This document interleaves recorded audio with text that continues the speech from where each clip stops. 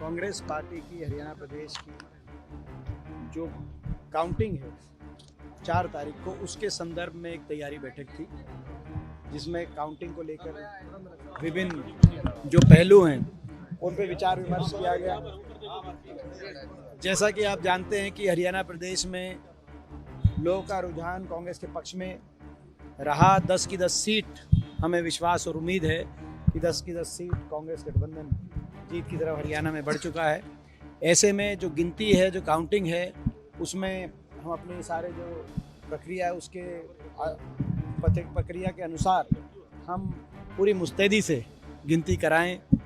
पिछली बार कई प्रश्न चिन्ह उठे थे, जैसे कि आपको पता है रोहतक की सीट की गिनती को लेकर भी कई प्रश्न चिन्ह उठे थे। तो इस बार हम पहले से सारी तैयारी रखें, 10 की 10 सीट पर अच्छी से गिनती हो। आज की बैठक का यही हमारा विषय था। 4 तारीख को काउंटिंग होगी, 1 तारीख को आप 10 की 10 सीट का दावा कर रहे हैं, असेसमेंट के बाद कर रहे हैं, या फिर जो नारा दे रहे थे सब दोनों हम तरफ तो से? पहले से ही कर रहे थे, हम तो पहले से ही कर रहे थे। ये आप लोग थे कि आप लोग आज से 3 महीने पहले कहते थे कि केवल एक ही सीट आ रही है, केवल रोहतक ही जीत रहे हो। फिर उसके बाद 2 महीने पहले आप लोग कहते थे कि 3 आ जाएंगी। जब टिकट वितरण हुआ तो उसके आपने कहा कि 5-7 आ जाएंगी। जब मतदान हुआ तो आपने कहा कि भाई 7-8 भी आ सकती हैं। और जब मतगणना होगी तो आप लोग ये कहेंगे अरे 10 आ गई।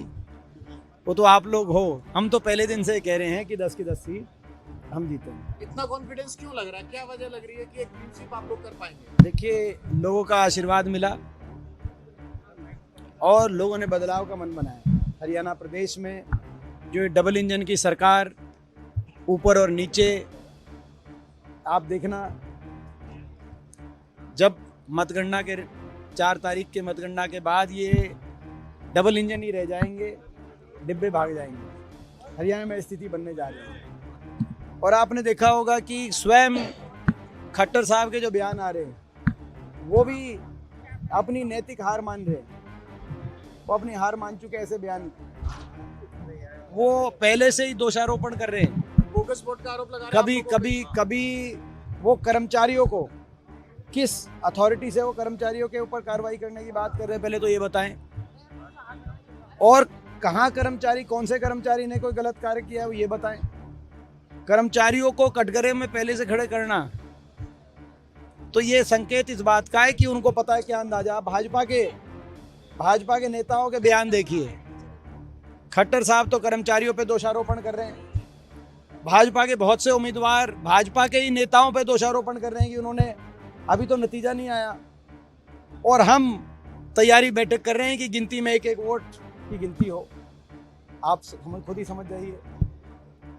तो मैं समझता हूं कि भाजपा के नेताओं की भाषा में आपको हार दिखाई देगी। नतीजों का असर क्या, जो हरियाणा सरकार की अल्पमत सरकार आप बार बार कहते हैं, हरियाणा आगे कांग्रेस और हमलावर होकर ये पूछेगी, क्या राष्ट्रपति शासन लगाने की बात करेगी? क्योंकि इस रुख का भी इंतजार काउंटिंग के डे के बाद इंतजार किया जा रहा है। देखिए, निश्चित तौर से अल्पमत की सरकार है और हम जब से 3 विधायकों ने सरकार से समर्थन वापस लेके, निर्दलीय विधायकों ने रोहतक पहुंचकर हुड्डा साहब, उदय भान जी के नेतृत्व में कांग्रेस को समर्थन देने का काम किया, उसी दिन से हम एक मांग कर रहे हैं। ये 42 विधायकों की सरकार है, अब 41। इस सरकार को सत्ता में रहने का कोई नैतिक और संवैधानिक अधिकार नहीं है। इस सरकार को तुरंत या तो स्वयं इस्तीफा देना चाहिए या इस सरकार को बर्खास्त करके राष्ट्रपति शासन लगाया जाए हरियाणा में।